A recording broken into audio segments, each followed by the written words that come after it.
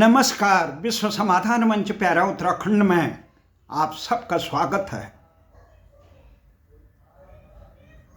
उत्तराखंड का ये खास चर्चा आज हम इस आशय से कर रहे हैं, जिस प्रकार से उत्तराखंड राज्य गठन के बाद उत्तराखंड की पूरी सरकार कटघरे में है विकास के नाम पर। एक तरफ हम हिमाचल को देखते हैं, हम झारखंड को देखते हैं, तेलंगाना को देखते हैं, छत्तीसगढ़ को देखते हैं, विकास की कुचालें भर रहे हैं। परंतु उत्तराखंड में ये क्या हो रहा है, ये एक सोचनीय विषय है। और ये प्रश्न उठा इसी सप्ताह सर्वोच्च न्यायालय में, जो फटकार लगाई उत्तराखंड सरकार को कि भ्रष्टाचार में लिप्त नौकरशाह को बचाने के लिए आप यहां आए हैं। मामला ये था, उत्तराखंड उद्यान विभाग का एक अधिकारी, जिसे वहां के नेता विशेष दूसरे प्रदेश से, हिमाचल से लाए, ये नहीं दिखा कि इनका रिकॉर्ड क्या है। उत्तराखंड में लाए और उस उत्तराखंड को हिमाचल की तर्ज पर आगे बढ़ाने के नाम पे लाए।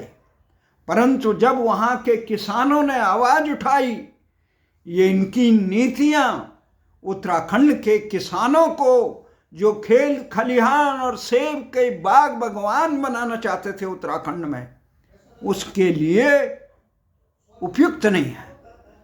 तो तमाम उनके कई गणे वो आए, तो उन पे कई प्रश्न उठे, पर संरक्षण देने वाले इतने मजबूत रहे कि उनकी अनियमितताओं की, उनकी गलत दिशा की शिकायतों को दरकिनारे करके उनको साल साल भर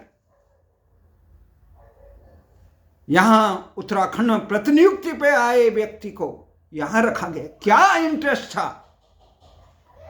जब किसानों ने इस बार में कहा, जो आदमी उत्तराखंड के उद्यान संस्थान चिरबटिया में नहीं रहना चाहते, वहां निर्देशालय बनाया, जो चिरबटिया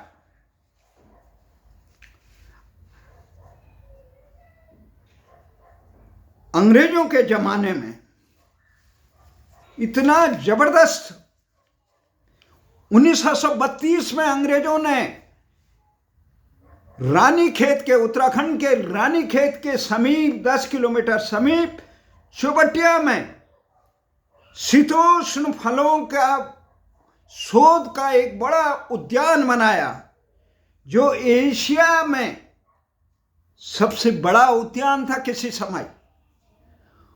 उत्तराखंड राज्य बना तो हमारे यही कल्पना थी, 6 साल का हमने संघर्ष किया कि उत्तराखंड में हिमाचल की तरफ फलोद्यान बनेगा। परिस्थिति 23 साल बाद, 24 साल बाद ये सामने है। यहां पे झूठ ढूंढ ढूंढ के उत्तराखंड के हुक्मरान ऐसे भ्रष्ट नेताओं, नौकरशाहों को, व्यक्तियों को संरक्षण दे रहे हैं, जो भ्रष्टाचार से दीमक लगा के उत्तराखंड को पतन के गर्त में डाल रहे हैं। ये ऐसे अधिकारी लाए गए उत्तराखंड में कि जो 1921 में बवेजा जी को, HS बवेजा जी को हिमाचल से यहां पे प्रतिनियुक्ति पे लाए गए, और उनको बैठना था जो निर्देशालय है, शोध निर्देशालय चौबटिया। पर उत्तराखंड के नेताओं को तो पंचतारा संस्कृति के मोह है, वो गैरसैंण के बजाय देहरादून में बैठे। तो उस चक्कर में यहाँ के अधिकारी, ये तो महाजन है न गत्ता सौ पंता, जब मुख्यमंत्री ही जनता के सपनों की राजधानी गैरसैंण में बैठने के लिए तैयार नहीं है, वहाँ करोड़ों रुपये से बना हुआ भव्य सुंदर विधानसभा भवन और इनके निवास बने हुए हैं, परंतु वहां बैठने के लिए तैयार नहीं है। वहां तमाम सत्र हो चुके हैं। इसको देखकर उत्तराखंड के तमाम दूरस्थ और पर्वतीय जनपदों के जो निर्देशालय थे, अधिकारी थे, कर्मचारी थे, वो भी होड़ करके देहरादून और मैदानी क्षेत्रों में रहना चाहते। इसका एक नमूना चौबटिया का जो शीतोष्ण फल शोध संस्थान अंग्रेजों के जमाने में एशिया का सर्वश्रेष्ठ था, जिसके बदौलत हिमाचल आज इतना फलोद्यान है, जिसके पौधों को ले जाकर हिमाचल इतना समृद्ध बन चुका है, वो उत्तराखंड के दिशाहीन नेताओं नौकरशाहों के हाथों में आकर किस प्रकार से उजड़ चुका है। ये चौबटिया उजड़ने की कहानी नहीं है। यहां का निर्देशक डायरेक्टर ये HS बवेजा, ये केवल बवेजा की बात नहीं है, तमाम बवेजा जो जहां पदस्थ थे वो उत्तराखंड से के दूरस्थ और सीमांत जनपदों से हटकर केवल देहरादून और उसके आसपास के मैदानी जनपदों में कुंडली मार के बैठे।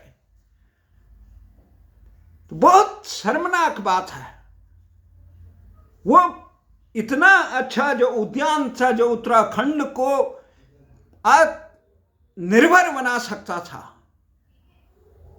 परंतु उत्तराखंड के नेताओं की नालायकी की वजह से, उत्तराखंड के नेताओं के दिशाहीनता की वजह से, परमार की तरह सपने को न देखना, वीरभद्र की तरह हिमाचल का सौभाग्य रहा कि वहां परमार से लेकर वीरभद्र तक इतने अच्छे मुख्यमंत्री आए जिन्होंने सपना, वहां के जनप्रतिनिधि शिमला में नहीं रहते, वो अपने खेत खलिहान गांव और क्षेत्रों में रहते हैं, और उत्तराखंड का जनप्रतिनिधि, अधिकारी, नौकरशाह देहरादून और दिल्ली, देहरादून मुख्यमंत्री तो आए दिन दिल्ली में डेरा जमाए बैठे अपने आला आकाओं को खुश करने के लिए। पर जब फटकार लगाई उत्तराखंड सरकार को सर्वोच्च न्यायालय ने, उन्होंने ये कहा कि आप ऐसे भ्रष्ट अधिकारी जिसके खिलाफ, जिसके भ्रष्टाचारों के खिलाफ संगीन अपराध पाते हुए नैनीताल उच्च न्यायालय ने CBI की इंक्वायरी की बात की, और उत्तराखंड सरकार गुमराह करती रही कि हम विशेष जांच गठित करेंगे। सरकार ने कहा नहीं, न्यायालय ने जानती थी, पुलिस तुम्हारी, अधिकारी तुम्हारे, ये प्यादे जो हैं भ्रष्टाचार करने वाले वो तुम्हारे। तो किस प्रकार से उत्तराखंड में ये प्रकरण बंद होगा? ये केवल एक धमेजा का बात नहीं है, ये एक प्रतिनियुक्त की बात नहीं है। उत्तराखंड के नेताओं का इस प्रकार की मानसिकता, जो आवाज उठाने वालों के खिलाफ कार्रवाई करते हैं, किस प्रकार से, जिस प्रकार से अंकिता भंडारी के न्याय की जांच की संघर्ष करने वाले पत्रकार नेगी पर किस प्रकार के मामले दर्ज कर दिए गए, दोषियों को दंड देने के बजाय फरियादी को दंड दिया जाता है। ऐसे समय में मैं नमन करता हूं उत्तराखंड के उस जांबाज अधिवक्ता अवतार सिंह रावत जी को, जिन्होंने उत्तराखंड राज्य गठन के आंदोलन में न केवल सड़कों का संघर्ष किया, अब तो मुलायम सिंह के रैली में उसके खिलाफ आवाज बुलंद करने का पथराव सहा। मैं साक्षी रहा उत्तराखंड आंदोलन में, जब जंतर मंतर पर 6 साल पर उनके नेतृत्व में ऐतिहासिक आंदोलन चला, किस प्रकार से दिल्ली पुलिस के 600 से ज्यादा अधिकारी, कर्मचारी, दिल्ली नगर पालिका के इस प्रकार से उजाड़ दस्ते के लोगों ने किस प्रकार से मुझ पर और अवतार रावत को जंतर मंतर से पीटते हुए पार्क होटल तक और कनॉट प्लेस थाने तक ले गए। हम जानते हैं वो संघर्ष पोस्टर चिपकाने, उन्होंने उत्तराखंड में जो आवाज उठाई, ये साहसिक काम किया।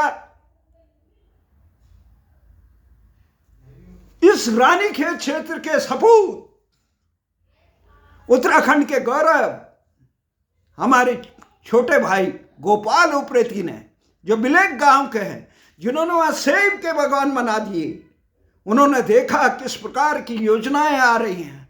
जब योजनाओं पर दीमक लगाने का काम किया, गोपाल उप्रेती, जिनको सबसे बड़ा धनिया उत्पादन करने के लिए Guinness book of world record में सम्मान मिला, जिनको अच्छे नस्ल के पादप उगाने में भारत की माननीय राष्ट्रपति ने पूसा शोध संस्थान में उन्हें सम्मानित किया, जिनको उत्तराखंड सरकार ने खुद उद्यान पंडित का सम्मान दिया। न जाने एक एप्पल मैन के नाम पर कितना, जो पहाड़ में जाकर, जो दिल्ली में भवन निर्माता के रूप में स्थापित था, हमारे साथ खेत खलिया यहाँ विद्यालय में रहते थे, एक ही विद्यालय और एक ही कॉलोनी में हम पढ़े। जब मैं गोपाल उप्रेती की जिजीविषा और उनके संघर्ष को देखता हूँ, आगे बढ़ने के ललक को देखता हूँ, उन्हें नमन करता हूँ। गोपाल उप्रेती वो चट्टान की तरह टकरा गए। गोपाल उप्रेती हमारे साथ उत्तराखंड आंदोलन के लिए एक स्तंभ करे। तो गोपाल उप्रेती ने जब देखा कि बवेजा की तमाम नीतियां उत्तराखंड के उद्यानों को तहस नहस करने वाली है, उत्तराखंड में जो एप्पल मिशन था उस पर ग्रहण लगाने वाली है, तो उन्होंने न केवल मुख्यमंत्री से अपितु यहाँ केंद्रीय नेतृत्व से भी बात की, परंतु सुनेगा कौन। केवल लीला चौपी करने के लिए उस अधिकारी को बार बार रूप में, परंतु जब देखा कि हाँ, उच्च न्यायालय में नमन करता हूं गोपाल उप्रेती, उन्होंने अच्छे अधिवक्ता अवतार सिंह रावत को उच्च न्यायालय में रखा, जो इलाहाबाद जो नैनीताल उच्च न्यायालय के बार एसोसिएशन के अध्यक्ष भी रहे थे पहले, जो सर्वोच्च न्यायालय के में उत्तराखंड के अतिरिक्त महाधिवक्ता भी रहे, जो उत्तराखंड सरकार को जिस प्रकार से अपदस्थ करने का काम केंद्र सरकार ने किया था, उस समय वो विधानसभा अध्यक्ष के प्रतिनिधि के रूप में न्यायालय में गरजे थे, जिन्होंने निशंक सरकार के समय कार्यकाल में जो सृजिया प्रकरण हुआ था उसको उजागर करने का काम किया, जिन्होंने अपने दमखम से उत्तराखंड के अपर महाधिवक्ता रहते हुए कोई सिद्धांतों समझौता न करके उत्तराखंड के सरकार की करोड़ों अरबों रुपये की जमीनों को जो कुंडली मार के बैठे थे उनको बेनकाब करके ये जमीनें अर्जित करने के काम किया।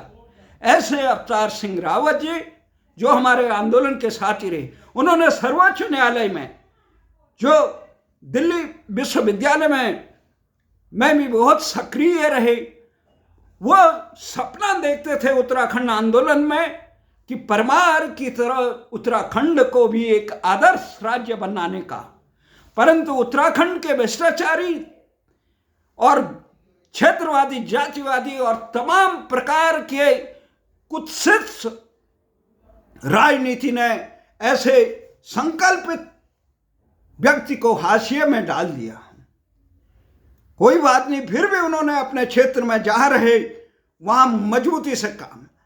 जब उच्च न्यायालय में उन्हें न्यायाधीश बनाने की बात आई तो सारे राजनीतिक अपराधी एकजुट हो गए, उन्होंने उनको रोकने का काम किया। वो कांपते थे कि अवतार रावत अगर उच्च न्यायालय या सर्वोच्च न्यायालय के न्यायाधीश बन गए तो अपराधियों की हिम्मत नहीं कि उनके न्यायालय में दंडित न हो। मैं नमन करता हूं अवतार सिंह रावत को, और हमारे साथी गोपाल उप्रेती को और दीपक करगती इस प्रकरण में थे। उन्होंने भी सूचना के हथियार बना के इस प्रकार के भ्रष्टाचारियों के को बेनकाब करने का काम किया, उत्तराखंड की सेवा की। इस प्रकार का काम करने का साहस चंद्रशेखर करगटी जो अधिवक्ता हैं, उन्होंने भी छात्रवृत्ति घोटाले में उत्तराखंड के सरकारों के नाक के नीचे जिस प्रकार से छात्रवृत्ति घोटाला हुआ उसको बेनकाब करने का काम किया। मैं नमन करता हूं ऐसे नौजवानों ने जो उत्तराखंड को बचाने के लिए अपने जिस क्षेत्र में है वहां काम करने का काम कर रहे हैं। तो हमारा ये मानना है रघुवीर मिश्र जो गैरसैंण राजधानी के लिए समर्पित रही, अभी हमारे मोहित डिमरी और टडोरिया जी के सुपुत्र इस भू कानून और मूल निवास उस पर आवाज उठा रहे हैं। हमारा ये मानना है गैरसैंण राजधानी, मूल निवास, भू कानून हिमालयी राज्यों की तरफ है। और हमें ये कहते हैं उत्तराखंड के अगर नेता जरा भी प्रबुद्ध होते, उत्तराखंड के प्रबुद्ध, उन्होंने कहा कुछ लोग कहते हैं बहुत जल्दी हो गया, मिल गया राज्य। तो इस पर भारतीय जनता पार्टी के वरिष्ठ नेता और प्रबुद्ध जो उत्तराखंड राज्य आंदोलन में भी सक्रिय रहे और देश की प्रतिभा है, साफ छवि के हैं, इसीलिए वो हाशिए में पड़े हैं और साफ गई के लिए विश्व में जाने जाते हैं। उन्होंने कहा जब उत्तराखंड की जवानी पर पानी दोनों पर डाका डाल दिया गया हो, उसमें कुंडली मार के उनके संसाधनों को रोक दिया गया हो, तो उत्तराखंड का विकास कहाँ होगा और अच्छे लोगों को अवसर नहीं मिलता। उन्होंने कहा उत्तराखंड में रोजगार के अपार संभावना है। जिस प्रकार से महेश चंद्र जी जो उत्तराखंड अधीनस्थ कर्मचारी सेवा आयोग के सदस्य रहे, उन्होंने अपने कार्यकाल में बहुत मजबूती से जिस प्रकार से वहाँ के भ्रष्टाचार को बेनकाब किया। उन्होंने भी मुझे इसी हफ्ते कहा कि उत्तराखंड में तमाम बेरोजगारी जिसके लिए युवा सड़क पे थे, जिसके बॉबी पवार के नेतृत्व में हजारों लड़के देहरादून की सड़कों पे आए, आज पूरे उत्तराखंड के गांव से युवा अपने रोजगार के लिए तैयारी करने के लिए आते हैं, पर परीक्षाएं कहाँ होती है। सबसे बड़ी हैरानी की बात है कि अगर उत्तराखंड में उत्तर प्रदेश के योगी की तरह कार्य करने का क्षमता होती, इतना साफ दृष्टिकोण होता, तो उत्तराखंड का भाग्य बदल जाता। परंतु उत्तराखंड में इस प्रकार का नेतृत्व, जिन्हें सच कहने का जनहितों के लिए आज भगवान राम का ऐतिहासिक भव्य मंदिर जो मोदी सरकार ने अपने कार्यकाल में ऐतिहासिक उपलब्धि की, वो बन रहा है, तो राम भक्तों के नाम पर पूरे देश में हो रहे। तो राम भक्त जन भावनाओं का आदर करते हुए भगवान राम ने किस प्रकार से माता पिता की आज्ञा करके वनगमन किया। उत्तराखंडियों को, रामचंद्र जी को केवल 14 साल का वनवास हुआ, उत्तराखंडियों को पीढ़ी दर पीढ़ी विकास न होने के कारण नेताओं का गैरसैंण और चौबटिया को उजाड़ने का जो काम किया जा रहा है, उसके से कैसे उत्तराखंड मजबूत होगा। ये जो महान काम है, आज मैं तमाम साथियों से जो उत्तराखंड के आंदोलन के साथी थे, जो समाज सेवा के नाम पर विभिन्न सामाजिक संगठनों का यहाँ मेला वहाँ मेला, संस्कृति के नाम पे उन्हें सीख लेनी चाहिए नरेंद्र सिंह नेगी से। हमारे वरिष्ठ साथी हीरा सिंह राणा, चंद्र सिंह राय, गोपाल बाबू गोस्वामी और गिरदा किस प्रकार का अपने एक पूरी आवाज को उत्तराखंड के मूल्यों के लिए, भारत के सांस्कृतिक मूल्यों के लिए समर्पित कर देते थे। हमें लोभ नहीं है, मैं तो गोपाल उप्रेती का इंटरव्यू लेना चाह रहा था, पर गोपाल उप्रेती भाजपा के अनुशासित सिपाही हैं। हमें आशा है ऐसे नौजवान अगर उत्तराखंड के उस दिशा और देने का काम करें, उनके हाथों में ताकत आए, उत्तराखंड की जनता ऐसे युवाओं को आगे बढ़ाए जैसे इंद्रेश मैखुरी। भले ही उनके राजनीतिक पार्टी की विचारधारा उत्तराखंड की देवभूमि की से न मिलती, परंतु संघर्ष का, जनहितों के लिए भ्रष्टाचार के खिलाफ संघर्ष को करते हुए मैं इंद्रेश मैखुरी को और अतुल सती को जोशीमठ प्रकरण पर देखता हूं तो दिल होता है कि काश हमसे ये पूछा गया। लोग ये जागरूक होते हैं, देश के नागरिकों को आज मताधिकार का मालूम नहीं है। हमने तो पहले कह दिया हम इस चुनावी राजनीति में कहीं दूर तक नहीं होंगे, क्योंकि हमें 2000 में हमने इसको गहन मंथन करके, स्वयं हरीश रावत जी ने मुझे वो कहा था आप कांग्रेस पार्टी के सदस्य बनिए। हमने कहा नहीं, क्योंकि जनहित के उत्तराखंड की आवाज को उठाने का दलीय गठबंधनों के बीच में नहीं चलेगा।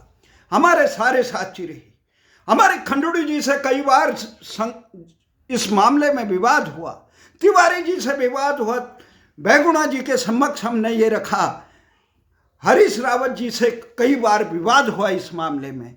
किस प्रकार से आंदोलनकारियों को अपमानित किया जा रहा है आज भी, तो उसके लिए जगदीश मंगाई जी ने बहुत अच्छा बताया कि अगर आप अपने संसाधनों का हक जो टिहरी बांध के नाम पर और हमारे जलागम की तमाम योजनाएं हैं, जल संसाधन हैं, हमारे यहाँ तो एक ही शिक्षा से ही पूरा विश्व में संपन्नता उत्तराखंड में आ सकती है।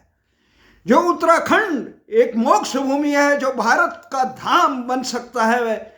महाराजा भरत की जन्मस्थली कर्णाश्रम में वहाँ भारत धाम बन के, जिस प्रकार से मोदी जी ने राम धाम को इस प्रकार से अयोध्या को चमत्कृत विकास कर दिया, अगर वैसा विकास उत्तराखंड के सरकार कोटद्वार में भारत धाम करके न, जिनके नाम से, राजा भरत के नाम से इस देश का नाम भारत पड़ा, वही भारत धाम कर्णाश्रम में बन सकता था। पूरे देश के लोगों के लिए एक नमन का स्थान था। हमने निशंक से लेकर कई मुख्यमंत्रियों को कहा, कई बार अखबारों में लिखा, पर लेकिन स्वार्थों में डूबे नेताओं को न देश दिखाई देता है, न समाज दिखाई देता है, न भविष्य दिखाई देता है। इसलिए हमारा ये मानना है कि आने वाले समय में जो इस प्रकार के नौजवान हैं उनको आगे बढ़ाने का काम करें कि किस प्रकार से इस समाज को अगर अच्छा नेतृत्व देने वाला मिलेगा तो दिल्ली में बैठे हुए मठाधीश जो बने हुए हैं, जो नक्कारे लोगों को वहाँ थोपते हैं, उनको दिशा देने का काम उत्तराखंड की सरकार में बैठे जनप्रतिनिधि। ये शर्मनाक बात थी जब उत्तर प्रदेश से उत्तराखंड अलग हो रहा था, उस प्रकार से किस प्रकार से वहाँ इतने उत्तराखंड के हकूकों पे कुंडली मारने का के लिए नियम बनाए गए। उन नियमों को उत्तराखंड के हित में, वहाँ के बंदरों से जंगलों तक का, वहाँ के रोजगार के ऐसे अवसर हैं कि उत्तराखंड खुशहाल हो सकता है, परंतु करेगा कौन? क्योंकि दिल्ली दरबार के प्यादों को अपने आकाओं के शरण के इशारों पे नाचने के अलावा कुछ नहीं आता है, जिनके हृदय में सम्मान नहीं। किस प्रकार के निर्लज नेता रहे जो मुजफ्फरनगर के कातिलों को कमजोर पैरवी करके उत्तराखंड को शर्मसार करे। जिन लोगों ने उत्तराखंड को बर्बाद करने के लिए ये काम किया, ऐसे नक्कारे नौकरशाहों को, जनप्रतिनिधियों को जो कभी मुलायम सिंह की जयकार करते हैं, खून उत्तराखंड में तो जिस प्रकार से मजबूरी रही होगी भारतीय जनता पार्टी की मुलायम सिंह को पद्म विभूषण देने का, उत्तराखंड से प्रखर विरोध होना चाहिए था सारे दलों का, परंतु नक्कारे में तूती कौन बोलेगा। हम बोलते रहे, झगड़ते रहे, पर ऐतिहासिक समय में आज जो महत्वपूर्ण काम हो रहा है, जो कलंक लगा है भारतीय अस्मिता को रोनने का, वो कलंक दूर हो रहा है, उसमें कोटि कोटि धन्यवाद देते हैं। परंतु उत्तराखंड में राम भक्त होना चाहिए, जनहित के लिए संघर्ष करना चाहिए। परंतु यहाँ राम ने एक सीता माता का अपहरण करने वाले को, दुराचारी रावण को, जिसको ये श्राप था कि पर स्त्री पे जबरन अगर तुम दुराचार करोगे तो तुम मर जाओगे, उसने बहुत सावधानी और छल पूर्वक ये कार्य किया, उन्हें दूर रखते हुए किया। परंतु उत्तराखंड में अंकिता भंडारी के प्रकरण में जो गुनाहगार हैं उनको सजा देने के लिए उत्तराखंड सरकार के हाथ कमजोर क्यों पड़ गई? आने वाले समय में इस प्रकार राम भक्त नहीं हो सकते हैं। हमारा ये मानना है कि जिन लोगों ने उत्तराखंड की अस्मिता को रौंदने का काम किया, उनको और अपराधियों को उत्तराखंड में शरण स्थली न बने। जो भारतीय संस्कृति को रौंदने के लिए यहाँ के मूल निवास और भू कानून को हिमालयी राज्यों में विशेष राज्य का दर्जा मिलना चाहिए था, यहाँ के लोगों को पलायन के द्वंद से मुक्त होना चाहिए था। यहाँ बंदर और दूसरे राज्यों के बंदर और जंगली जानवरों को यहाँ छोड़ दे और यहाँ की सरकार चुपचाप देखते रहे। उनका नियम नहीं बनाया गया।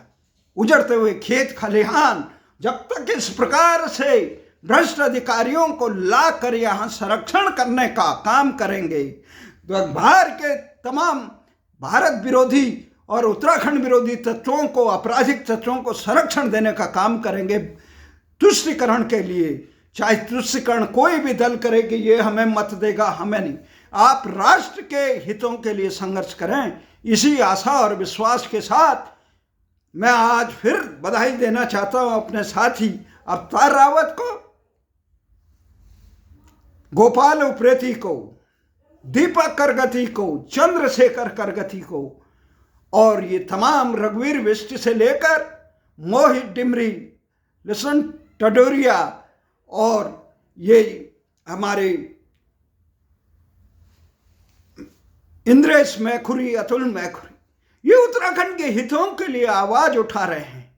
मैं पत्रकारों से और सामाजिक संगठनों से भी अनुरोध करता हूं कि ये तमाम जो केवल नेताओं को माला डालने से उत्तराखंड नहीं होगा, केवल नाच गाने से उत्तराखंड नहीं बचेगा। इसके लिए नरेंद्र सिंह नेगी की आवाज की तरह सशक्त आवाज और हर सांस्कृतिक कार्यक्रम में उत्तराखंड के भूत, वर्तमान, भविष्य को रखो।